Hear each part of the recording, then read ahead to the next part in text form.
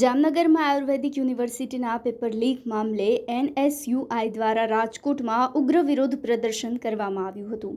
NSUI કાર્યકર્તાઓએ કોટેચા ચોક ખાતે એકત્રિત થઈ સરકાર વિરુદ્ધ સૂત્રોચ્ચાર કરી પેપર લીક બંધ કરો તેમજ ગુજરાત સરકાર લીક છે એટલે કે પેપર લીક છે જેવા નારા સાથે વિરોધ નોંધાવ્યો હતો। વિરોધ દરમિયાન એનએસયુઆઈના કાર્યકર્તાઓ રસ્તા વચ્ચે બેસી જતા રોડ બ્લોક થઈ ગયો હતો, જેના કારણે વિસ્તારમાં ટ્રાફિક જામના દ્રશ્યો જોવા મળ્યા હતા। ટ્રાફિક વ્યવસ્થાને અસર પહોંચતા પોલીસ ઘટના સ્થળે દોડી ગઈ હતી। કાર્યકર્તાઓને સમજાવવાનો પ્રયાસ કર્યો હતો અને બાદમાં પોલીસે ટીંગાટોળી કરી એનએસયુઆઈના કાર્યકર્તાઓની અટકાયત કરી હતી।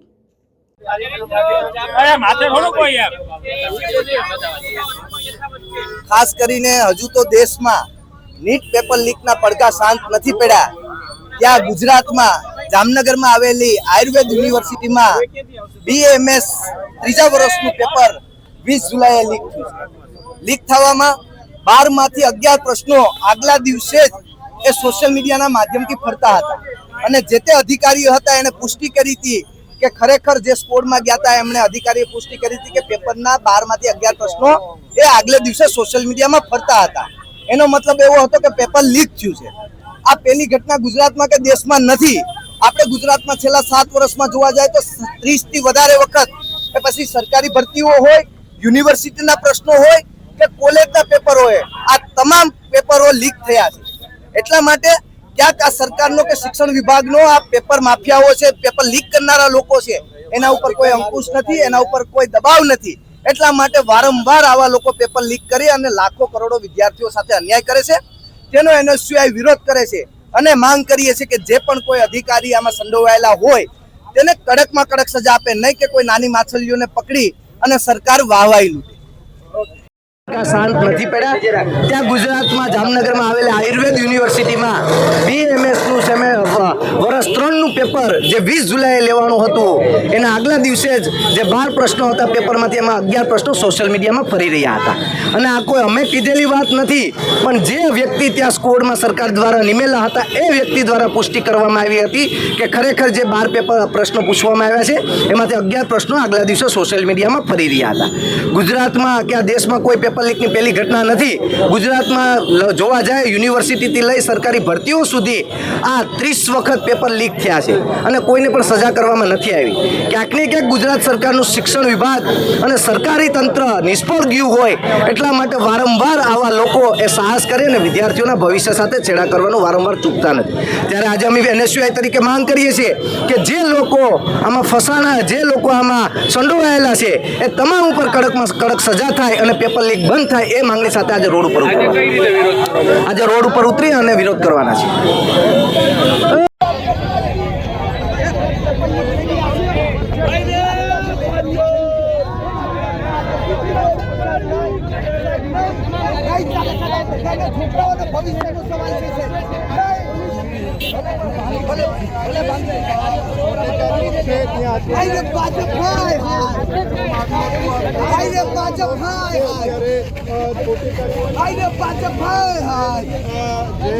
આપ જોઈ રહ્યા છો કે 15 થી 20 કાર્યકર્તાઓની પોલીસ દ્વારા અટકાયત કરવામાં આવી છે રાજકોટની અંદર જે કોટેચા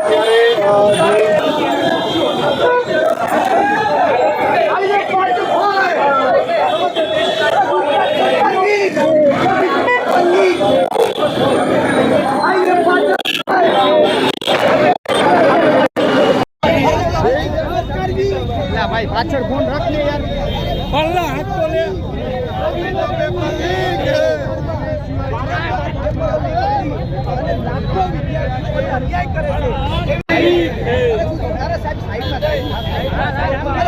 સરકાર બી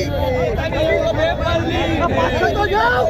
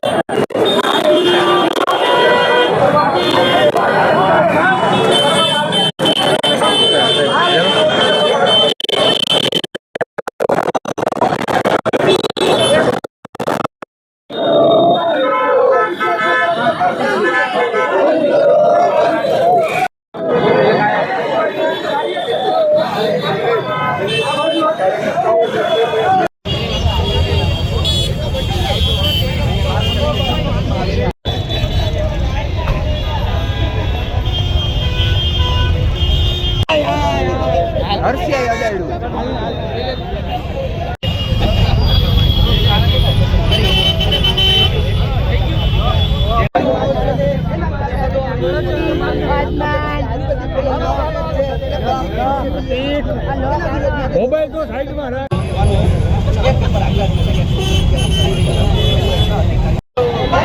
अरे गुजरात सरकार भी के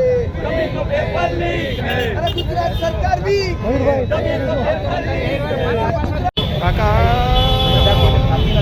એના કારણે આવા લોકો પેપર લીક કરી પેપર લીક બંધ કરો અરે પેપર લીક બંધ કરો